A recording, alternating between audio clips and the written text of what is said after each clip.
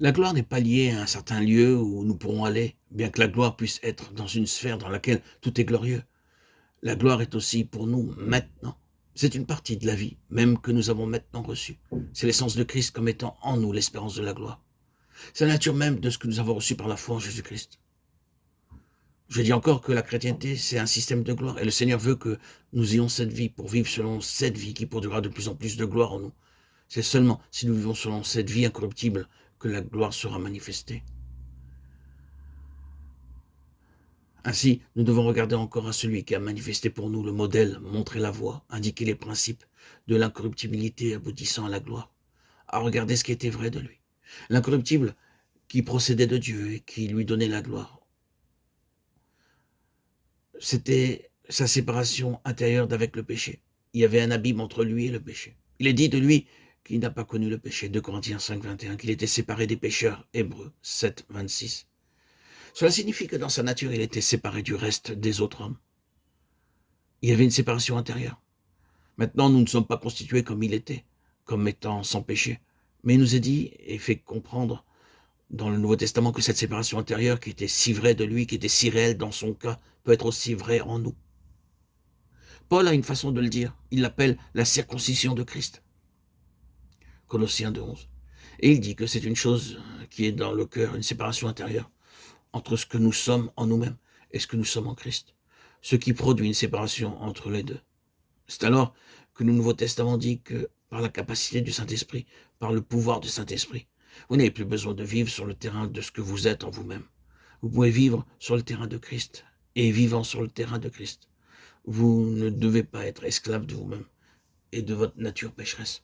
Vous êtes délivré. Il y a quelque chose qui a produit une séparation intérieure. Et si vous vivez sur le terrain de ce que Christ est, et non pas sur le terrain de ce que vous êtes en vous-même, vous êtes sur le terrain de l'incorruptible et vous êtes sur le terrain de la gloire. Cela paraît très technique, je sais, doctrinal ou théologique de quelque nom qu'on veuille l'appeler, mais c'est très pratique. Nous le savons très bien. Vous et moi qui sommes chrétiens, qui sommes les enfants nouveau-nés du Seigneur, nous savons qu'une division s'est produite en nous et qu'il y a maintenant deux natures.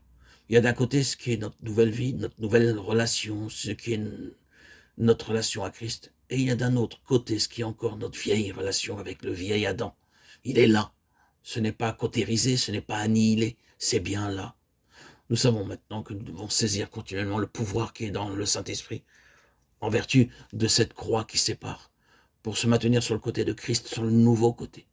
Et si nous le faisons, nous savons que c'est la gloire.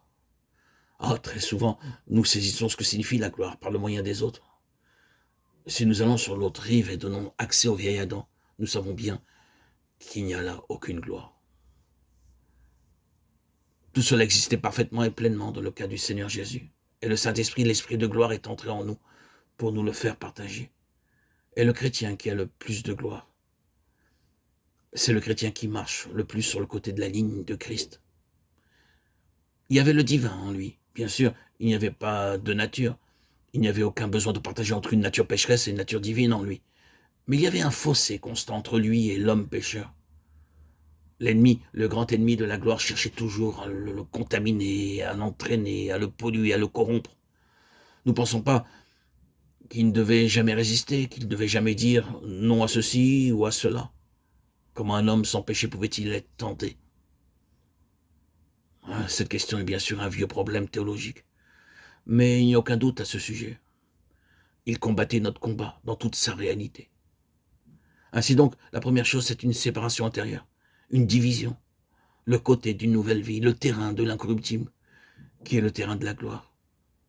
Ce mystère, dit Paul, qui est Christ en vous, l'espérance de la gloire. Colossiens 1, 27.